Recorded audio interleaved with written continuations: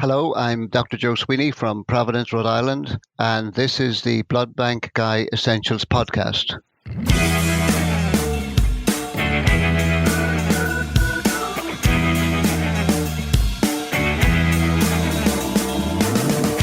Hi everyone, this is episode 078CE of Blood Bank Guy Essentials, the podcast designed to teach you the essentials of transfusion medicine. My name is Joe Chaffin, and I am your host. I am extremely excited to have you hear my interview today called Does That Patient Really Need Platelets? With Dr. Joseph Sweeney from Brown University in Rhode Island. I really think you're going to enjoy it. But first, you should know that this is, in fact, a continuing education episode. The free continuing education credit is provided by transfusionnews.com, and Transfusion News is brought to you by Biorad, who has no editorial input into the podcast. This podcast offers a continuing education activity where you can earn several different types of credit, including one AMA PRA Category 1 credit, one contact hour of ASCLS PACE program credit, or one American Board of Pathology Self-Assessment Module, or SAM, for continuing certification. To receive credit for this activity, to review the accreditation information and related disclosures, please visit www.wileyhealthlearning.com/transfusionnews. You know, I believe that way too many platelet transfusion decisions are made based on just simple evaluation of one laboratory value, the patient's platelet count. It's really easy to get stuck with the idea that every transfusion below a particular threshold or count is fine, and every transfusion above that same threshold is automatically bad practice. But the truth is, it just isn't that simple. My guest today, as I mentioned, is Dr. Joe Sweeney, and he has a long history of promoting wise choices in platelet transfusion. He's very actively involved in day-to-day practice at Brown University, and as you will hear, he really enjoys getting involved in helping transfusion physicians get past a simple reliance on the platelet count in making their platelet transfusion decisions. Let me tell you a little bit about Dr. Sweeney. Dr. Joe Sweeney received his medical school and internal medicine and hematology training in Ireland, followed by training in clinical hematology, medical oncology, and blood banking transfusion medicine in New York. He's been at Brown since 1994, where he is a professor of pathology and director of transfusion medicine and coagulation. Dr. Sweeney has edited 2 books, including one of my favorites, a terrific book called Platelet Transfusion from AABB Press that still sits prominently on my reference shelf. He's also written several book chapters and over 230 scientific papers and abstracts. So 2 last things before we start. First, Joe and I are going to mention a lot of articles in this interview. You should know that you can find all of those references on the show page for this episode, which is bbguide.org/078, bbguide.org/078. Second, I have to admit, this will be a little bit weird since both of the people you'll hear in the interview are named Joe. It should be fairly easy, though, to keep us straight because one of us has a wonderful, smooth, magnificent Irish accent, and the other is me. So I think you'll be okay. So here's my interview with Dr. Joe Sweeney titled, Does That Patient Really Need Platelets?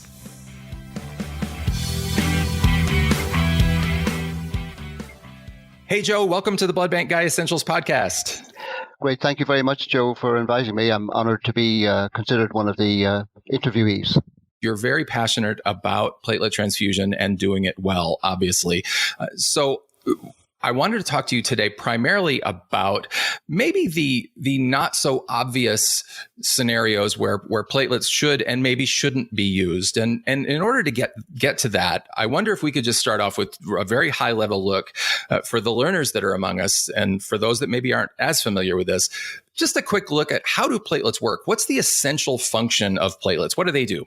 The traditional view about platelets is that their role is in what we call primary hemostasis, and that's basically the primary process by which breaches in the vascular system are curtailed by the attachment of platelets to expose subendothelium and subsequently the aggregation of platelets on top of that.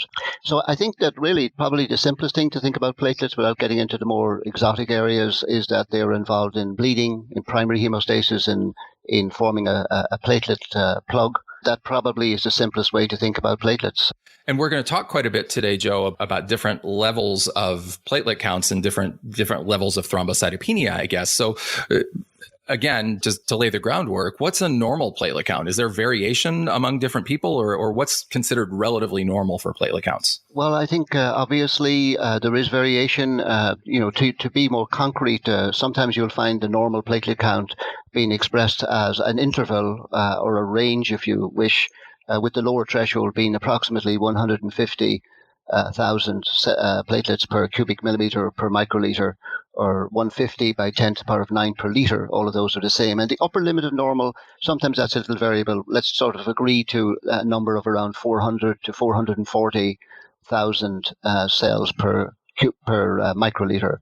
So that's the number that you'll find mainly in the textbooks. But unfortunately, what the textbooks don't tell you is that that's not exactly the situation. And sometimes you find, so for example, in females, platelet counts are higher than males in general.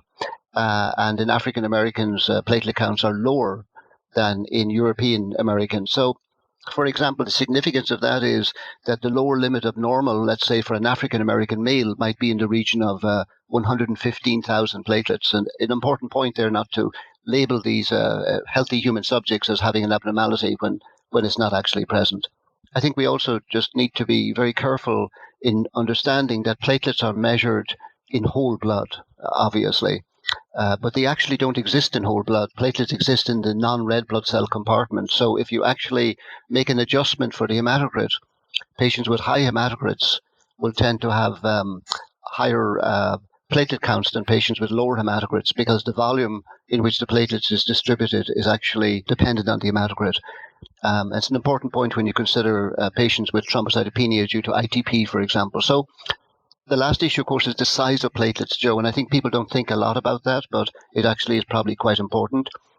In normal, healthy human subjects, individuals who have lower platelet counts, say in the region of 150 to 180,000 platelets per cubic millimeter or per microliter, they tend to have bigger platelets than healthy human subjects who have platelet counts in the 400,000 range. The MPV, or the size of the platelets, tends to be smaller. So when we think of the platelet count, that's the number that's derived from these hematology analyzers. We're not actually counting platelets at all, as you know. We're counting particles of a particular size, dimension. And hence, looking at the platelet count in isolation doesn't give you the clear picture, because you really need to look at the platelet count in relationship to the hematocrit and the platelet count in relationship to the size of the platelets that are present.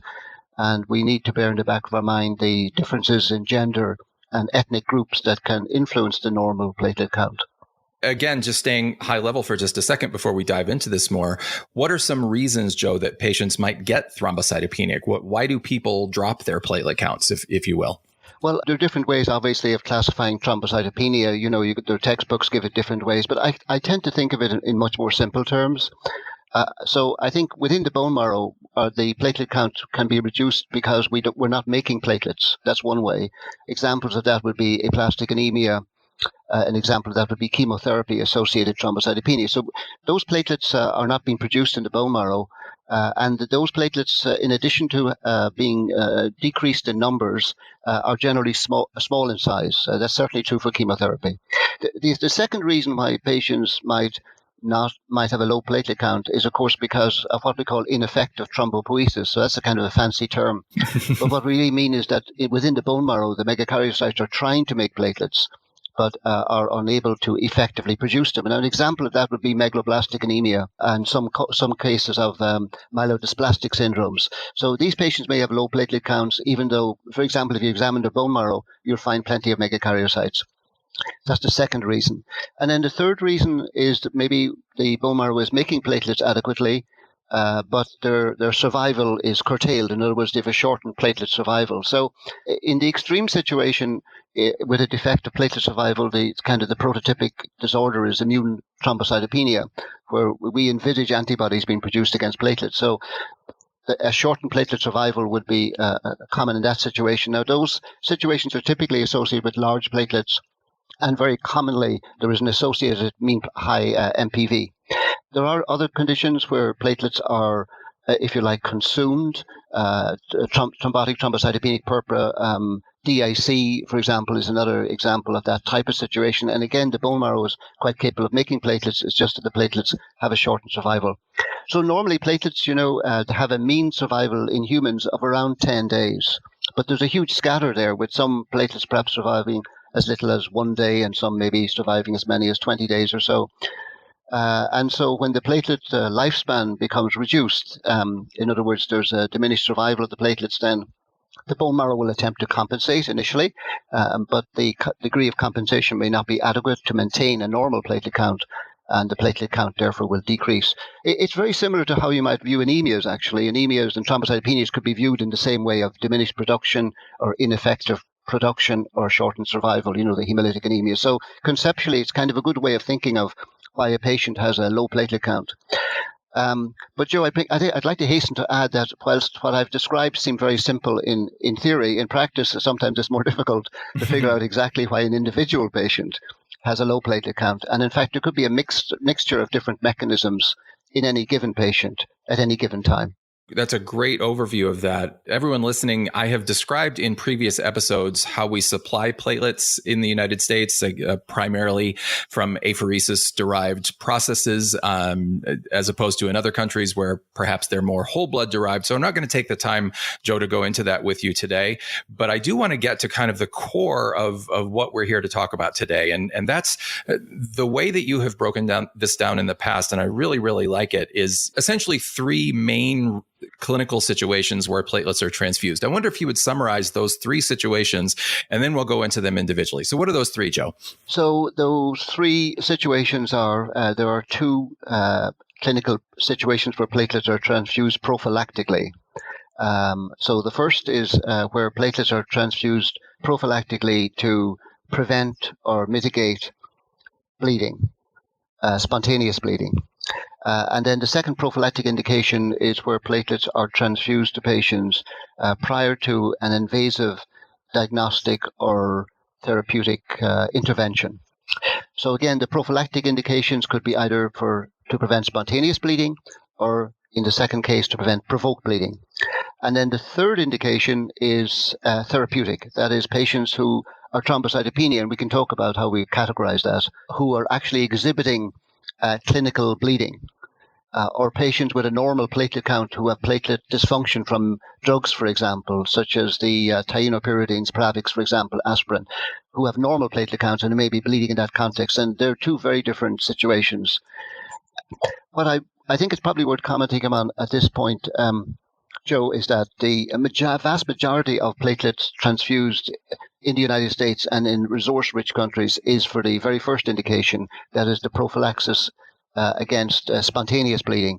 And then progressively, fewer platelets are transfused as prophylaxis for provoked bleeding, and similarly, fewer platelets for the therapeutic indication. And it's interesting to ponder on those three separate indications, because we have actually reasonably good data on the first indication. We have good randomized controlled trials, etc., which can provide us with reasonable guidance about platelet transfusion therapy to prevent spontaneous bleeding. And then we have progressively much less high-quality data. You could argue we have very little good data at all with regard to the transfusion of platelets in the context of provoked indications, or the transfusion of platelets in a therapeutic context. I've talked a little bit about some of the guidelines for how these things are done in the past. I did a podcast previously with Rick Kaufman, where Rick went over the AABB guidance document that came out in, when was that, Joe? I believe that was 2015, if I remember right. So folks, you can check out previous episodes to hear some of that. We're going to try and make this really practical. And that's one of the things that I really appreciate about your approach, Joe. So let's start with that first indication, the prophylaxis to prevent spontaneous bleeding. In the patients where we're transfusing platelets on a purely prophylactic basis to prevent, as we said, a spontaneous bleed, is the risk of bleeding in thrombocytopenic patients higher? What do we know? I think one has to go back really historically to the 1950s or 1960s with autopsy studies on patients with severe thrombocytopenia, typically in the context of acute myeloid leukemia. It was pretty clear autopsies showed bleeding as a major cause of death in these patients. That thrombocytopenia was extremely common, of course, in these entities. And because of that, in the late 1950s, early 60s, people started, getting interested in harvesting platelets and transfusing platelets, and that's how it all sort of got started. And then about 1962, so it is around the same time, a very interesting person called Gatos published, I think, a very important study where he tried to define the relationship between thrombocytopenia and clinical bleeding in the context of acute leukemia. And actually, he was not able to find a well-defined threshold, although he did clearly show that the lower your platelet count, the greater your risk of bleeding. So what he showed really was the platelet counts less than 20,000, 10,000, they were associated with increased risk of bleeding, and the risk of bleeding fell off dramatically once the platelet count increased. Now, it was very interesting that Gatos never actually gave a number in his paper, and he actually said that he could not see any well-defined threshold. But if you look carefully at his data, you could probably surmise that a platelet count, which is very low, less than 10,000, if you look at his data from that paper, had an increased risk of bleeding. So then we fast forward to the 1960s into 1970s and 80s, and what we have really are retrospective observational studies.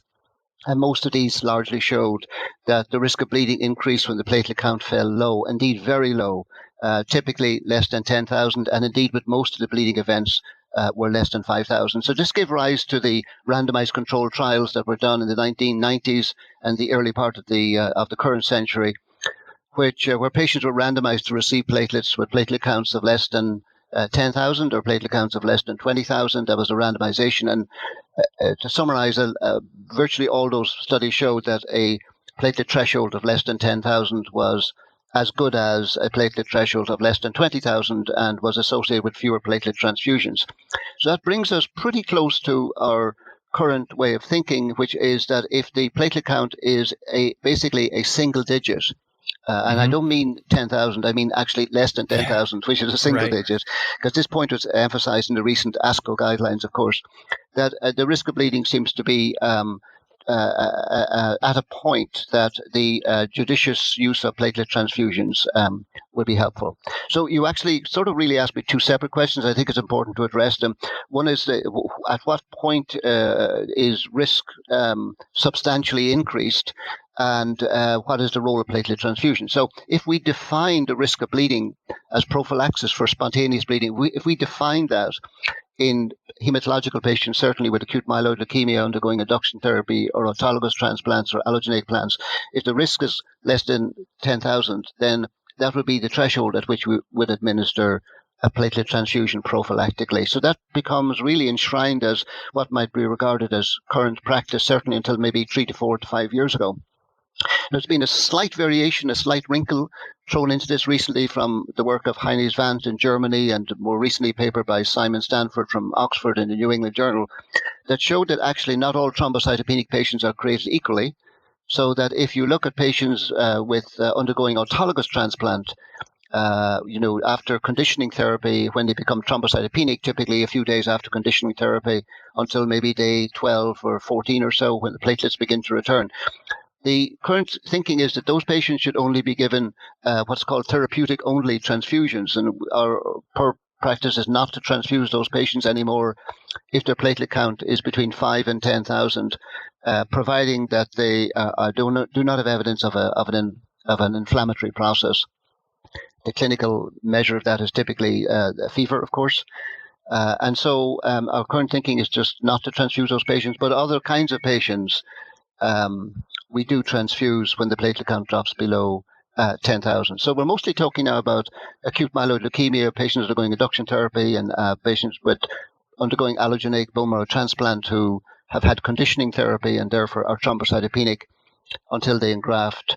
The threshold typically is less than 10,000, and then for autologous transplants, we like to transfuse if they're less than 5,000, and certainly if they're between 5 and 10, if they exhibit febrile evidence of an inflammatory process. But I also think it's probably worth noting that there are two important exceptions that we should put into the equation. Again, going back to the early studies in the 50s and 60s, the relationship between clinical bleeding and thrombocytopenia brought a third factor into play, which is the presence of inflammation and the old observation that many of the so-called spontaneous bleeds, getting back to our earlier conversation, occur in the context of evidence of an inflammatory process. So I tend to call those unstable thrombocytopenics, and my current practice and suggestion is I tend to transfuse them if the platelet count is less than 15,000. So that's one difference that's important. And then there's one other important consideration. When patients are undergoing induction chemotherapy or even conditioning for a transplant, the platelet count begins to drop, and the rate at which the platelet count drops is, I think, somewhat relevant. So, for example, if you have a patient dropping the platelet count from 90,000, the next day it's 50,000, the next day it's 31,000, the next day it's 16,000. That's a patient I probably would transfuse with a platelet count of 16,000 rather than waiting for the platelet count to fall below the magical threshold of 10,000. So there are the two exceptions. Patients who are exhibiting evidence of inflammatory process, I use a higher threshold of 15,000 typically. Some people perhaps use a threshold of 20,000. But I think that we should consider a higher threshold than 10,000. And then those patients who have a rapid decline in the platelet count, I worry about those patients when the platelet count is diminishing very, very quickly. I think that we need to be careful not to apply the same criteria as we would apply, say, the standard criteria. So I think that sort of summarizes a lot of where we are with platelet transfusion therapy as prophylaxis against spontaneous bleeding. But there are some one or two other important clinical situations that are probably worthy of comment as well. Well, fire away, Joe. What are those? What are they? No, don't let me stop you. You're on a roll. Go for it. Sometimes we have patients who are on an outpatient basis. Now, I'm talking about patients with myelodysplasia or patients with aplastic anemia, where we're at the end of the line. We're just kind of managing them with supportive care. And these patients come into clinic intermittently, and they often have platelet counts of less than 10,000. And it has become a practice to sort of routinely transfuse these patients. And I've been trying to push back a little bit about this because really, if you follow these patients for long periods of time, they tend to do okay in terms of clinical bleeding, and just simply transfusing the patient with platelets every time they arrive in clinic with a single-digit thrombocytopenia, I think can give rise to an overuse of platelets. Now, of course, I know it's difficult to get our hematology and oncology colleagues just to get on board on this, but I've been trying to push that as much as possible. The second situation thing related to this, and we haven't talked about dosage, Joe, but there's an excellent article in this month's July issue of Vox Sanguinis, which addressed the question of dosing. So, some of my colleagues in the past, they wanted to give these patients double doses before long weekends. They're worried about, maybe they'll bleed over a long weekend. And I think we need to push back on that. So there's two separate issues. One is, should we give a platelet transfusion at all? That's a yes or no decision. And then if we do give a transfusion, what dose should we give? And we're talking now in the context of an outpatient, because we know a lot better about dosage for inpatients from the Plato study. So let's move on and talk about perhaps a bit more controversial, and I think you would agree, an area that's not as well defined, at least in the available literature that we have. And that's the second category, as you mentioned, prophylaxis for provoked bleeding. So there are many, many, many different clinical scenarios that we could talk about. And again, we're going to try and stay as high level as possible with this. But I know one of the things that you have talked about before is the use of platelet transfusion in liver biopsy. So I wonder if we could just use that maybe as an example, and we'll hit some of these other ones more briefly. But would you like to expand on what's available in terms of the data for platelet transfusion in liver biopsies? Okay. Well, I think, again, probably when we get into that, it's probably worth discussing what is the risk of bleeding in patients who are undergoing a liver biopsy. And actually, we have some data on that, particularly from the HALT-T study, the interferon alpha study in patients with hepatitis prior to the development of these antiviral drugs. And what do we learn from the HALT-T study? Well, we know that the risk of bleeding increases in patients undergoing liver biopsies when the platelet count is very low. And to give a number, it's typically around either 50 from the HALT-T study, 60. Let's not worry about a threshold of 50 or 60,000. So I think you could find evidence to support the contention that patients with, let's call it severe thrombocytopenia, undergoing liver biopsy have an increased risk of bleeding. But is that really the case or not? Or does it vary between the type, the liver pathology, and does it vary by the method of biopsy? That's when it gets a little bit more tricky. So let's take the first question, for example. Does the risk of bleeding vary by the underlying cause for the liver biopsy? And so if you're doing a liver biopsy, for example, for patients with where you're trying to evaluate cirrhotic changes due to hepatitis. That's one clinical situation. The risk of bleeding there seems to be fairly low, in the region of about less than 1% overall, maybe a fraction of 1%. And then if you're doing a liver biopsy for a patient with a suspect mass, perhaps a malignancy, then that risk of bleeding tends to be much higher. Now, as I've examined the literature on death from bleeding in patients that are going liver biopsy, it's very disproportionately contains individuals who are having liver biopsy for malignancy. So I think patients who have a liver biopsy for a suspect mass in the liver, that's a whole different situation than a patient having a liver biopsy for example, evaluation of hepatitis or the presence or absence of cirrhosis or other causes. So I think the indication is important. But here's a very important point. If we accept that the risk of bleeding increases in patients with thrombocytopenia, and I'm not disputing that, that does not necessarily mean, Joe, that a prophylactic administration of platelets actually would mitigate or decrease the risk of bleeding. Do you follow the different ways of thinking? I do. You cannot assume one or the other. And you might say, well, how is it that patients with severe thrombocytopenia bleed? And the reason may be not related to platelets at all. It may be that those patients have underlying distorted liver pathology, which predisposes to bleeding.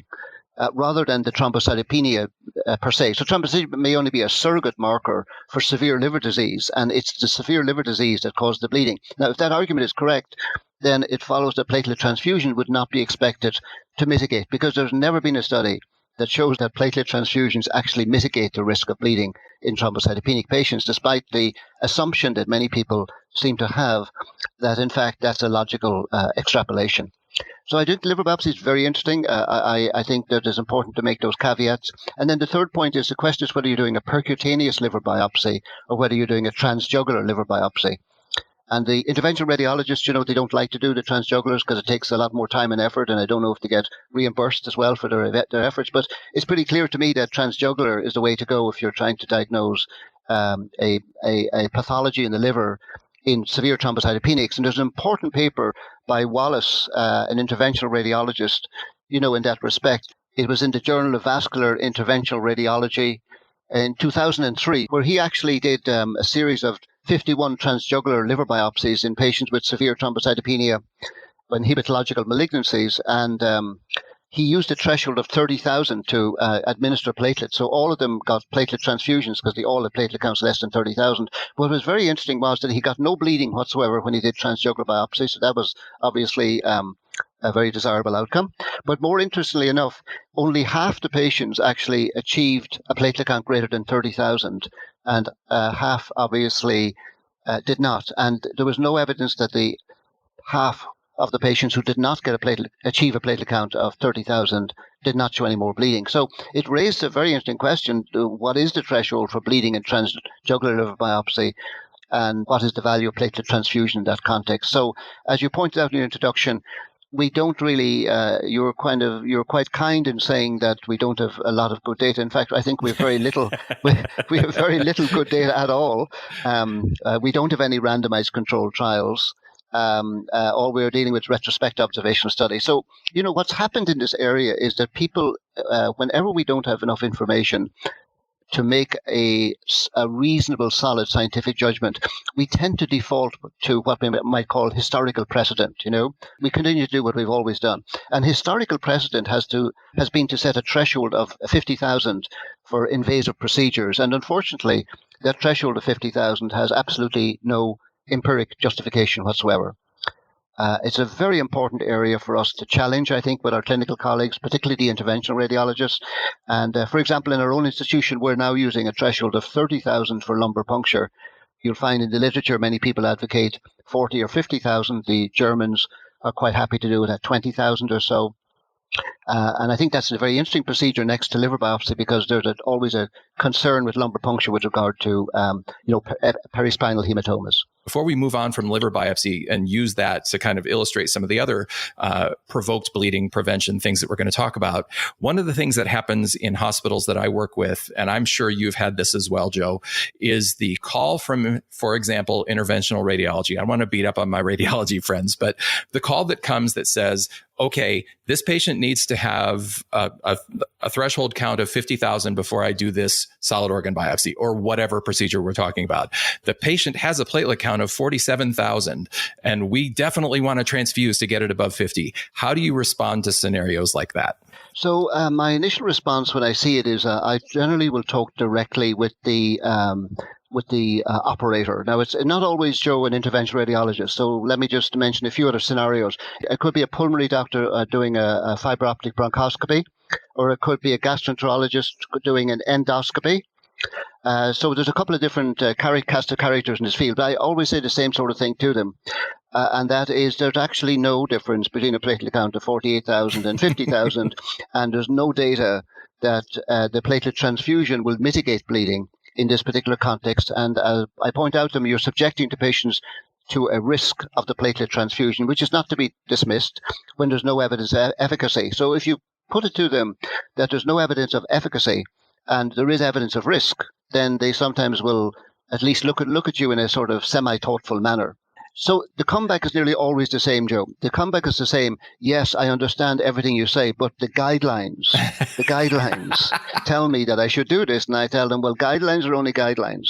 And even if they're produced by, eminent authorities such as the SIRS folks, and unfortunately they haven't changed their tune in the last 10 years or so, as you pointed out, this is very unfortunate. So what I try and do in practice is, you've referred to the individual situation of an individual patient with an individual platelet count undergoing an invasive procedure.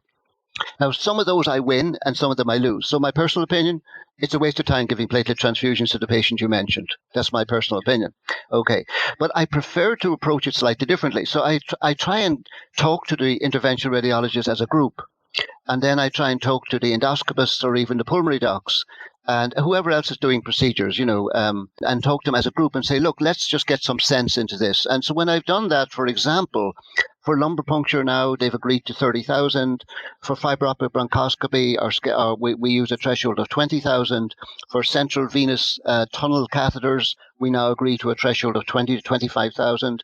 And for endoscopy, I use a threshold of 25,000. And then occasionally I'll cut them some slack if it's 26 or 27. In that range. But once the platelet count gets above 30,000, I begin to get very uncomfortable in acquiescing to the demand for a platelet transfusion. So it's not actually the 47 that you mentioned, Joe. I get very uncomfortable with the platelet count of 35,000, et cetera, et cetera. When you're dealing with the individual interventional radiologist, the individual pulmonary doctor, or the individual endoscopist, there's a lot, Joe, that depends on the personality of the individual and the culture of their department. And I think we need to put that on the table because we know the biggest cause of, why blood transfusion varies from institution to institution is related to institutional culture. So if you have a culture that says transfusion is good for you, it'll mitigate bleeding and all that kind of good stuff, then you'll give platelet. If you have a culture that is more transfusion averse, more recognizing dangers of transfusion and lack of evidence for efficacy, you'll tend to avoid transfusion. I think it's really important as we try to manage all blood components is to shift transfusion culture. And part of that is talking to our colleagues, not the morning of the procedure when it becomes a bit of an emergency, but actually long in advance of that, weeks or months in advance, to go to their meetings and to talk to them about these issues. And that helps a lot. It may not solve every problem, but it helps in many, many situations.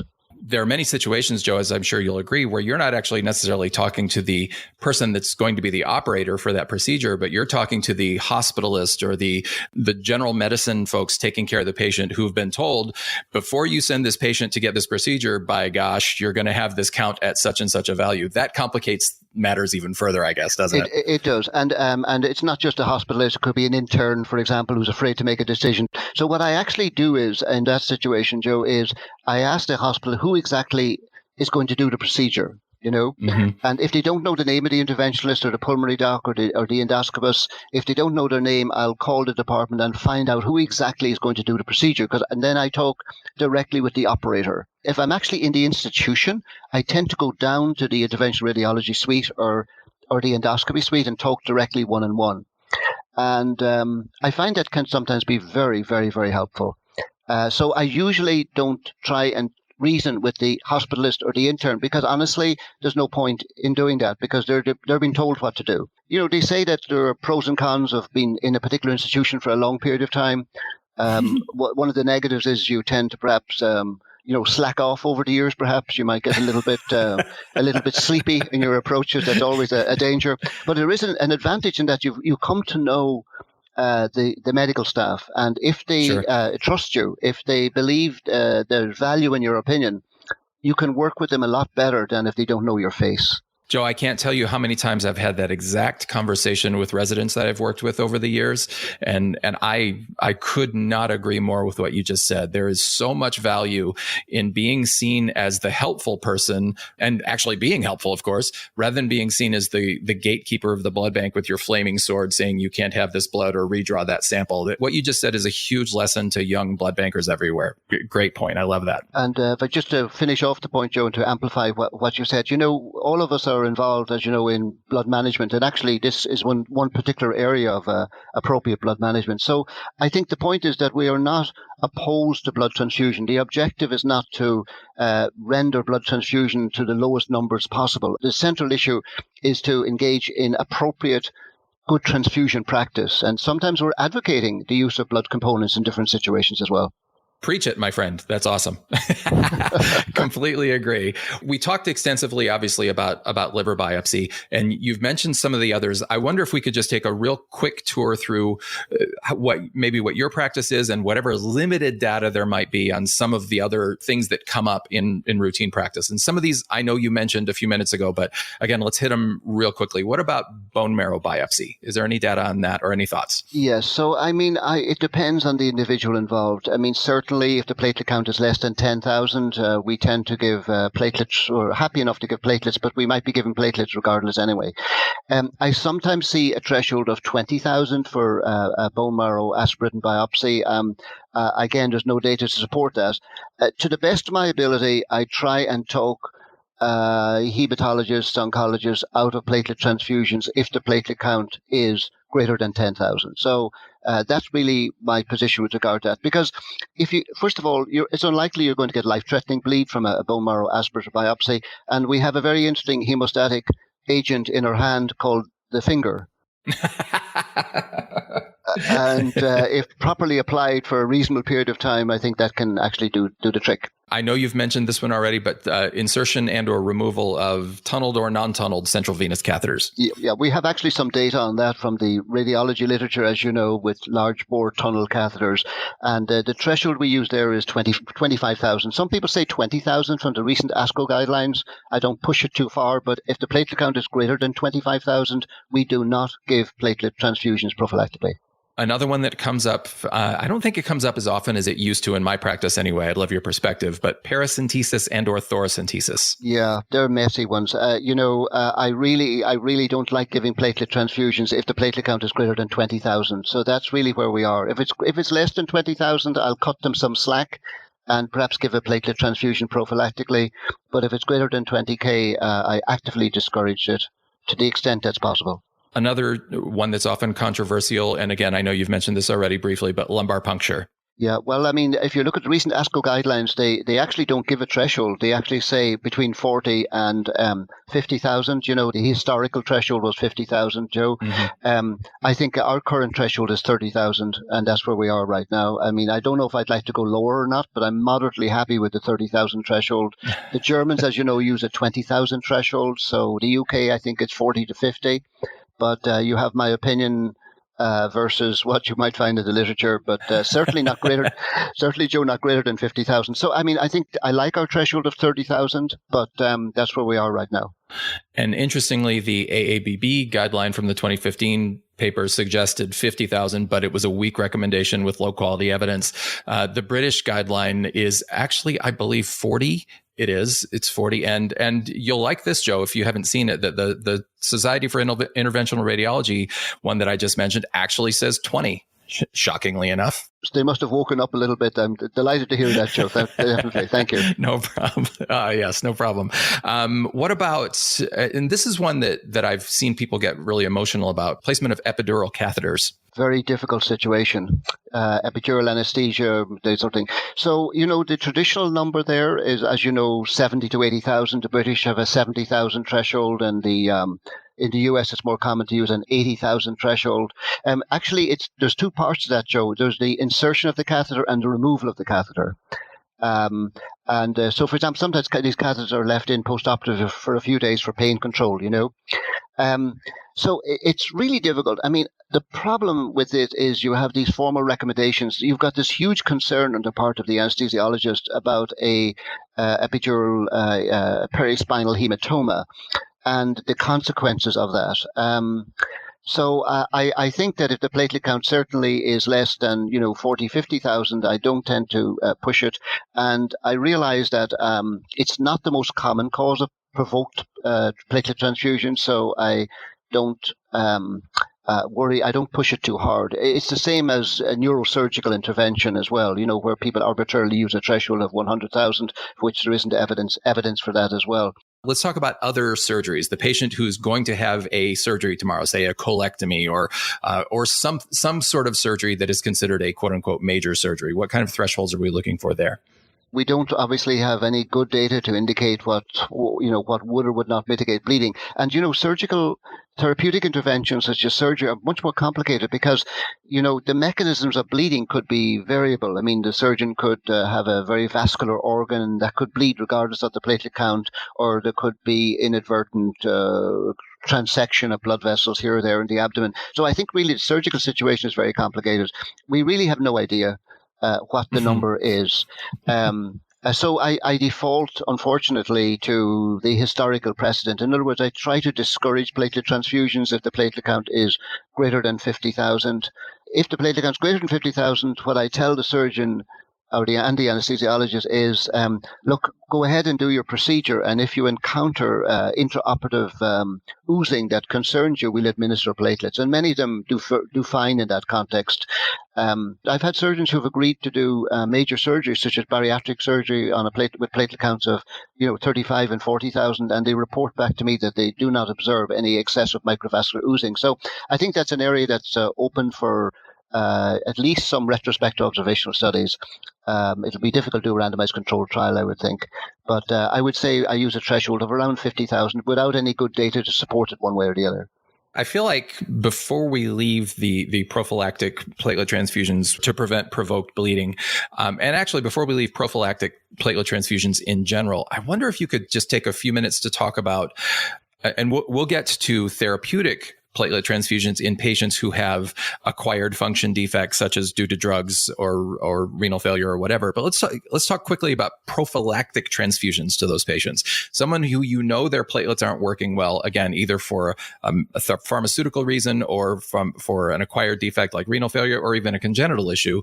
How do you feel about prophylactic transfusions in those scenarios? Okay, so there's various different situations. So we're talking about patients by and large with normal platelet counts. I mean, you mentioned some patients with hereditary platelet disorders. Some of those actually have slightly low platelet counts. But let's talk about the patient who has a normal platelet count and who is on antiplatelet therapy and let's say is undergoing a surgical procedure. So what in general we'll recommend, if it's an elective procedure, I often recommend discontinuing some of the antiplatelet drugs. So we don't routinely recommend stopping aspirin. That's number one. And then with regard to the thienopyridines or the anti-P2Y12 drugs, such as ticagrelor or Brilinta, we recommend for elective procedures discontinuing the drug for a variable period of time. So for clopidogrel, which is Plavix, we use a 5-day window. For prasugrel, which is Effient, we use a 7-day window. And for ticagrelor, which is Brilinta, we typically use a 3 to 5-day window. But I also, of course, we do tests for the P2Y12 receptor. There are a number of tests that can be done. And our cardiac surgeons and other surgeons widely use these tests and go ahead and do the procedure. So here's what I generally recommend. If it's an elective procedure, consider, if possible, discontinuing the antiplatelet agent, not aspirin, but the other agents I mentioned. If it's an emergency procedure, which is a situation we find ourselves in from time to time, what I recommend is we do a test to assess whether the drug effect is present. If the drug effect is present, I still give the same advice. Go ahead and do the procedure. And if you notice a significant compromise of hemostasis, some oozing intraoperatively, we'll have platelets available for you. And in the vast majority of cases, we don't give them. I'll tell you from my experience. Joe, thank you for taking the time to go through all of those issues regarding prophylaxis for provoked bleeding. And I think those are the areas that tend to be more controversial. So I wanted to make sure we hit that fairly closely.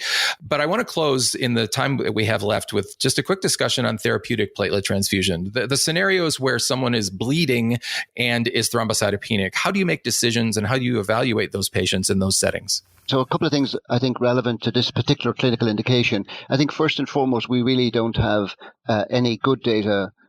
In fact, we don't really have data of any real material value.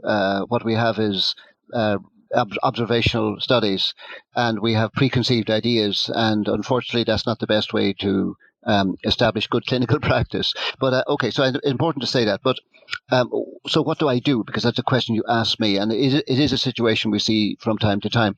We don't use a lot of our platelets in the context of therapeutic platelet transfusions, but it is an interesting, important indication. So I don't know the answer to this question in terms of defining a platelet threshold at which we should or should not administer platelet transfusion. So in the absence of being able to do so, I default to what we consider to be historical precedent, which of course is not based on good science, and I use a threshold of around 50,000. But I also like to look at what the clinical situation is. So let's say we have a patient bleeding from the gastrointestinal tract. Let's say the patient has got alcoholic cirrhosis, a common enough situation. Would I not give a platelet transfusion? And my general sense is that if the patient has exhibited a small volume bleed, and let's say the platelet count is 35 or 40,000, and the endoscopist is going to go ahead and perhaps fix the problem in the gastrointestinal tract, whether it's varices, or an acute gastric ulcer, something of that nature, then I try to avoid platelet transfusion. If there's evidence of ongoing bleeding, the patient continues to bleed and require red blood cells, and I know I'm going to dilute out the platelet count. Under those circumstances, I'm more inclined to give a platelet transfusion. But just arbitrarily, I use a threshold of 50,000 without necessarily having any data to support or refute that threshold. But what's more important, I think, is to look at the totality of the situation. Is the patient currently bleeding? Have they stopped bleeding? Have they lost a small volume of blood? 1 or 2 units, and are they hemodynamically stable, or are they hemodynamically unstable and they've lost 8-9 units of blood? So all those things I put into consideration in terms of giving a single dose of platelets, or indeed even more than one dose, depending on the clinical course of the patient. So it's a very, very difficult situation, I think, to try and be, yes or no about any given threshold. So just giving a number really is relatively meaningless, not based on science. Right. Another interesting clinical situation occurs as patient with intracranial bleeding in thrombocytopenia, and I think that probably is, again, another very difficult area.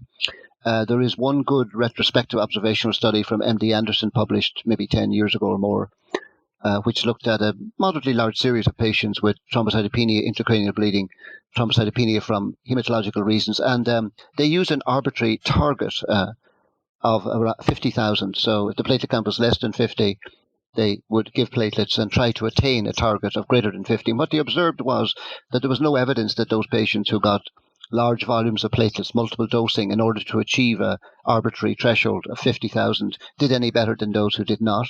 And similarly, patients who failed to meet the threshold of 50,000 did not have a worse clinical outcome than those who were successful in achieving a platelet count of 50,000. So again, I think it was a useful contribution to the literature because it cast into doubt the whole question about what is the platelet threshold in this particular clinical situation. Neurosurgeons commonly use numbers like 50. Some of them use numbers like 80,000. Sometimes they're totally unrealistic and unachievable. Right. And I think that's where we are with it. It's a very confused area. So my general approach is to try and be as reasonable as possible. So, for example, let's say I have a patient with subdural hematoma, comes in minimally symptomatic, they're worried about him, and the platelet count is 40,000, I'll push and I'll give a dose or two of platelets for the first 24 hours or so. And then if I find that after a repeat CT scan shows that the hematoma is stable, I'll ask the physicians take care of the patient to bring down the threshold. So we'll only give platelets now if the platelet count is less than 30,000. And then if the patient does not show any evidence of progression of the hematoma, seems to be stabilized, etc., I might drop it lower to 20,000. So I handle each indication, on a case-by-case basis, because we don't really have a good guidance on the subject based on science. And that's true for all therapeutic platelet transfusions. We're still talking about therapeutic platelet transfusion, but let's throw a little bit of a kicker on that. Let's talk about intracranial bleeding. And you've already mentioned that a little bit, but let's talk about what data we have. And in fact, kind of maybe an alarming or somewhat earth-shattering study that came out called the PATCH study in Lancet 2016. I'll have that reference on the show page. What do you think we have learned from the PATCH study, and how has that impacted your practice, Joe? Well, the PATCH study, I think, was a very useful piece of information because, first and foremost, it was a randomized controlled trial. And it involved a fairly large group of patients, approximately 200, with about 100 randomized, I think, to each of two arms. So these were patients who presented with primary intracerebral bleeding and who were currently on antiplatelet therapy. Now, it's a European study. It's a multi-site European study. So the Europeans might have different antiplatelet agents, so you have to be careful about that. But nearly all the patients were on aspirin. So some of them were on anti-P2Y12 receptors inhibitors, such as clopidogrel as well. So these patients were randomized to receive either platelet transfusions or not receive platelet transfusions, and then they were followed up at several months later with neurological evaluation and overall survival. And it was quite interesting that the patients who received the platelets actually did appear to do worse. And they did worse in the sense of the neurological evaluation, I believe, at 3 months, using what the neurologists use, which I believe is a score called the Rankin score, and they modified it slightly. So, but regardless, there was evidence that neurological function was better in the patients who did not get platelet transfusions. At 6 months, there was no difference, and overall survival different. So the important take-home message is that there's no evidence that platelet transfusions improve clinical outcome in primary intracerebral bleeding in patients on antiplatelet agents. I think that's an interesting observation, and it almost is counterintuitive. So how does that influence what I do? Well, when I quote the study to my colleagues in the emergency room, for example, or my hematology colleagues, they look at me with a strange look on their face and say, well, how could that be? But, the data are the data, right, Joe? And the question is, we can't dispute data. We can dispute the interpretation of data, but we cannot dispute data. Of course. So I thought that was a very interesting eye-opener about the value or otherwise of platelet transfusion therapy. And now, can we extrapolate? And this is a very interesting question. Can we extrapolate from intracranial bleeding, where the use of platelet transfusions therapeutically in patients with antiplatelet therapy did not improve clinical outcome? Can we extrapolate that to other clinical situations, such as, for example, abdominal surgery in a patient on urgent hip fracture surgery in a patient on antiplatelet agents? Because if you've got a little bit of time, you can actually stop the antiplatelet agent for a few days and you can kind of surmount the problem. But we're talking about the patients who are actively bleeding. And I think that's it's a complicated issue. So my general approach is to try and avoid platelet transfusion, discourage platelet transfusion in patients with normal platelet counts who are on antiplatelet therapy. If I get pushed by the surgeons or by the anesthesiologists, I'll try and recommend interventions that are not platelet therapy. So, for example, with aspirin, if they're worried about that, and I don't know why they should be, I'll often recommend the use of DDAVP prophylactically, and sometimes that keeps them happy, and they go ahead and deal with the situation. There is some evidence that DDAVP might be helpful as well in patients on P2Y12 receptors, much less data on that, more in vitro, not good clinical data. For gastrointestinal bleeding in patients who are actively bleeding with on antiplatelet therapy, I sometimes will recommend the use of tranexamic acid, since there is a lot of fibrinolytic activity in the gastrointestinal tract. So I sort of try to handle each case as I see it. I try to recommend against just transfusing on the assumption that there's going to be efficacy from the transfusion. So it's more a discouragement practice. And really what that means, Joe, it sounds to me is like you practice medicine, right? I think that's one of the take-home messages for me in these scenarios is that we as transfusion medicine physicians and providers, need to not just focus, and you made this point at the beginning, don't just focus on an individual number. Consider the whole patient, consider the whole process as you're making your decisions and your recommendations. I think so. If we had better quality information, Joe, I think we could make decisions based on, a single variable, a single number. But I think it's generally a bad idea to make decisions about patients based on numbers, and a very bad practice of medicine to treat numbers. We should treat the entire patient, and transfusion medicine is no exception in that regard. I can't think of a better place to leave it, Joe. So that is fantastic. I am so honored that you were willing to spend this time with me and with my audience. Just really, really appreciate your time. Thank you so much. Thank you very much indeed.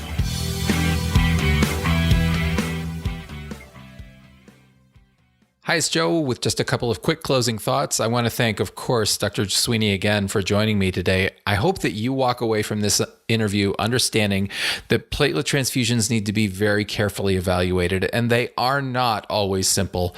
I do want to mention again, this is a continuing education activity, so if you're a physician or a laboratorian, don't forget to visit www.wileyhealthlearning.com/transfusion news to get your hour of totally free continuing education credit. My thanks for that, as always, to Transfusion News, to BioRed, who brings you Transfusion News, and to Wiley Health Learning. My thanks also to Transfusion News Assistant Editor Dr. Daniela Hermelin from St. Louis University for her help with the continuing education materials. So we've got a few more episodes coming before 2019 ends. I keep promising an interview with one of the inventors of pathogen reduction technology, Dr. Ray Goodrich, and that episode, I promise, will be coming shortly. You will also hear from Dr. Mindy Goldman from Canadian Blood Services about choices that she and Canadian Blood Services have made in Canada regarding donor and patient safety.